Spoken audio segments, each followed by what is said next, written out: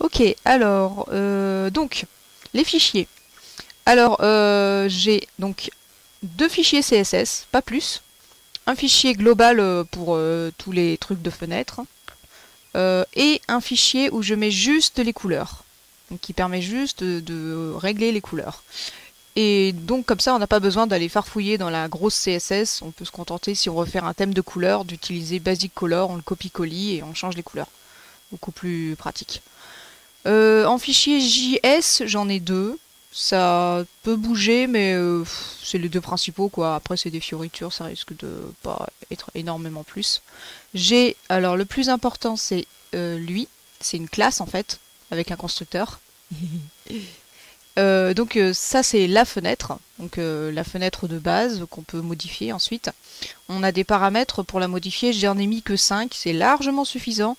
Titre, left, top, width et height. Et donc quand on veut créer une fenêtre, tout ce qu'on a à faire, c'est faire un petit fichier JavaScript ou même juste mettre du JavaScript dans un index.html. On fait new win ou ce qu'on veut, égale new. Donc Igloo Windows, c'est le nom de la classe, qui s'appelle comme ça. Elle extend un HTML element de base, pas très compliqué. Et bien sûr, on peut lui mettre des paramètres, le titre, left, top, etc., etc. Et ensuite, bien sûr, on n'oublie pas de append l'élément, sinon ça risque pas de marcher. Donc là, j'en ai fait deux. Tiens, je vais modifier celui-là, je vais essayer de faire une grosse fenêtre. Parce que pour l'instant, j'ai fait que des petites fenêtres. Et là, je vais essayer de faire un truc badass, genre 400 par 400. Tiens. Voilà. Hop. Donc ce fichier, donc je l'ai inclus dans un index.html, donc ça fait que 3 scripts en tout à inclure.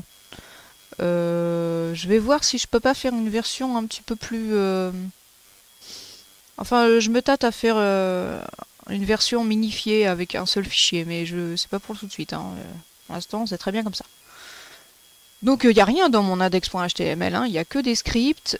Et j'ai mis un container, mais en fait, il n'est pas vraiment nécessaire pour l'instant. C'est juste par superstition, j'ai préféré mettre un container.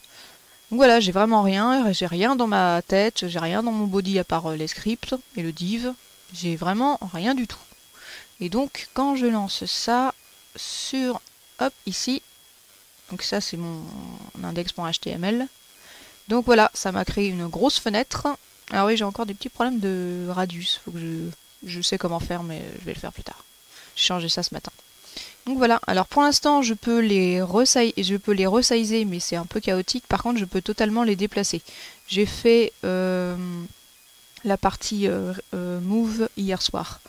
C'est dans Window Management. Alors c'est pas très présentable pour l'instant parce que en fait chaque chaque resize a ses règles particulières et move aussi.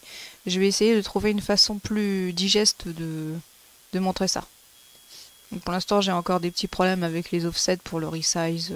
Je vais m'en occuper aujourd'hui. C'est pas non plus très compliqué.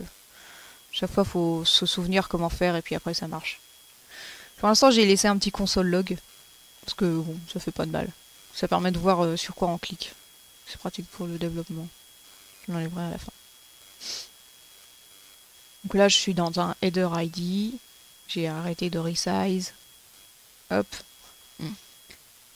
Là aussi, je suis dans un header ID. Et donc, les fenêtres ont du style. Hein. Elles ont une classe et tout et tout.